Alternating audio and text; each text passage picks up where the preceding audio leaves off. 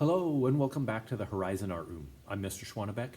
When I saw you last week, we were learning a little about Horace Pippin, and we created some practice sketches of self-portraits in your sketchbook.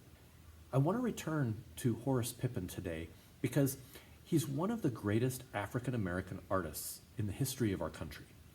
One of the things that makes him such an important artist is that at the time he was painting, this is about 100 years ago, he was capturing the experience of African Americans on in paint on his canvas. And it was a glimpse into what that experience was like, what life was like for African Americans in our country at that time. These are stories that weren't being told. His art tells the inspiring stories of hard work and honesty and perseverance. Perseverance is when you continue to do a job or you continue to work toward a goal, even when that work is so very hard. His work was inspired by his own experiences. And today, we're going to be working on a self-portrait that is inspired by your interests and your experiences. Now, before you begin your final portrait, I want to talk a little about proportions of the face. I'm going to do an example here. I'm going to start with an oval shape because that's the shape of a human head. And once I have it done, I'm going to divide it into two spaces, horizontally and vertically. The horizontal line shows where the eyes belong, and the vertical line helps me plan the two sides of the face. Human eyes are kind of a football shape, so you'll see that I draw them on that line, but I also check the space in between and make adjustments so that the space between the eyes is equal to the size of the eye. The next line gets drawn in the bottom half. I'm cutting right across the bottom half to plan the location of the nose. Many artists begin by drawing curved lines that come down from the eyes, and then we add the tip of the nose and the two nostrils. Those two sidelines don't have to be there, but it's a good guide when you're just starting out. For the mouth, we divide that bottom section in half. The little dent above the upper lip, then it slants down to the line, and we add a curve underneath. The ears are located between the eyes and the nose, so I use those two lines to guide me. Finally, I plan the hairline. That's the that's how far down the hair comes on the head. I'm drawing the hairstyle that I had when I was your age.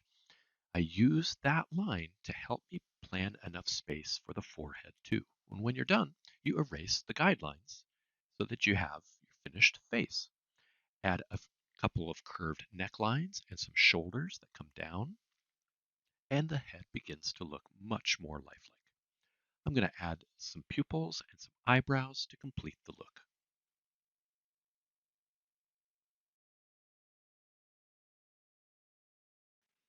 Now that you have last week's plan for a portrait and you understand the proportions of a portrait, it's time to begin the final. You might do this in your sketchbook, or your art teacher might give you a blank sheet of paper to do this work on. I really felt inspired by the illustrations of Melissa Sweet in the book A Splash of Red. So I'm going to use that as a guide as I lay out my portrait. I begin with the oval shape, just like before, and divide it using the guidelines so I can plan where the eyes and the nose and mouth and the hairline go. I'm trying to make this look thoughtful, so I've drawn the eyes looking sort of up and to the side. Then I move on to the nose, thinking about the space between the eyes. I bring those curves down, draw the tip of the nose on the line, and add the nostrils. The mouth goes on the line between the nose and the chin. That line represents the space where the two lips meet. Remember that your ears are located between the eye line and the nose line, and the hairline is planned about the middle between the eyes and the top of the head. You can check a selfie or a picture in the mirror to see how your hair looks and plan it accordingly. Now I'm planning in the neck and the shoulders, but I'm not going to try to fit the whole body. This is meant to be a close-up portrait so that I can see the details really well. You probably noticed that I have not filled in the hair because I don't want the pencil to mix with the color that I'll put in later because that would just kind of muddy it up. I'm thinking about the clothes that I have on and drawing those in, And then I'm going to plan a space for the table. The table will go right in front of me and it'll hold some of the objects that I want to use to show what I'm interested in, the kinds of things that I like. You've probably brainstormed already. When I was your age, I loved magic. So I'm drawing a fan of playing cards. I'm going to draw them so that it looks like they're spread out in my thoughts.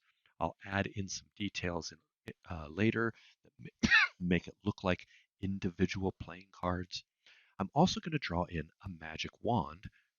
I'm drawing the line so that it looks like it crosses underneath, like it's floating behind. And next, I draw one of my favorite tricks from when I was a kid, the finger chopper. It was a toy, and it didn't really chop fingers, but it was a great trick. You'd put your finger through the hole, and there was a lever that you pressed down, and it looked like there was a blade that would go right through your finger, but you could still wiggle it because it wasn't really dangerous. Down at the bottom on the table are the classic cups and balls. Plan your final portrait and post it to Seesaw so we can see it.